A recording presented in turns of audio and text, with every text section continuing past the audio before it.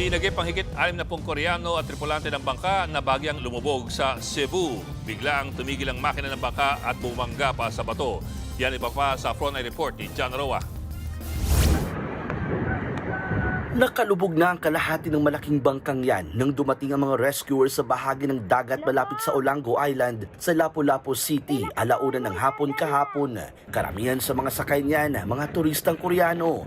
Pahirapan ang pag-rescue sa kanila. Sa dami ba naman kasi ng mga sasagipin, di kasya mga ito sa isang maliit na bangka, kaya kailangan pa silang hakutin ng ilang beses. Pila ka tao'y mong ikarga diha. Sa isinta, dili na mo makarga tanan.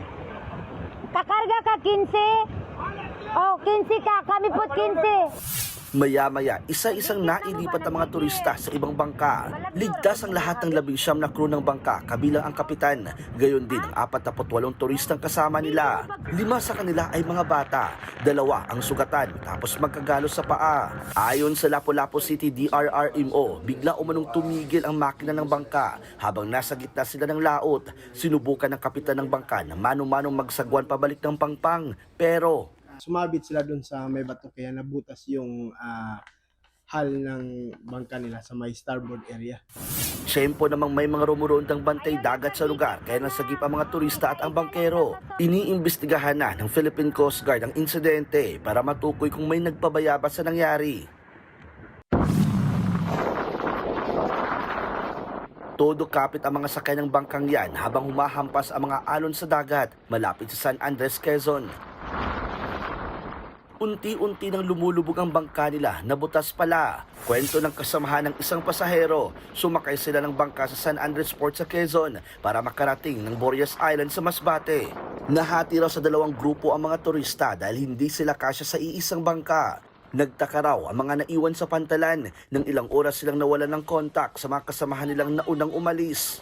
Nagtaka kami kasi dapat ang biyahe nila 1.5 hours to 2 hours lang kung masama yung panahon. Pero ilang oras na wala pa ring update. Naka-receive kami ng chat sa GC namin na butas daw yung boat nila tapos nanghihingi ng tulong, urgent SOS.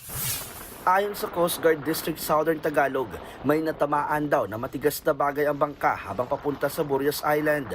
Nagpadala ng rescue boat ang PCG para sagipin ang 23 pasahero ng bangka.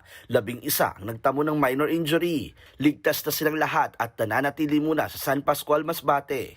Nagbabalita mula sa Frontline, John Roa, News 5. Mga kapatid, Ed Lingaw po, maging maalam at may pakialam sa mga napapanahong balita sa ating bansa.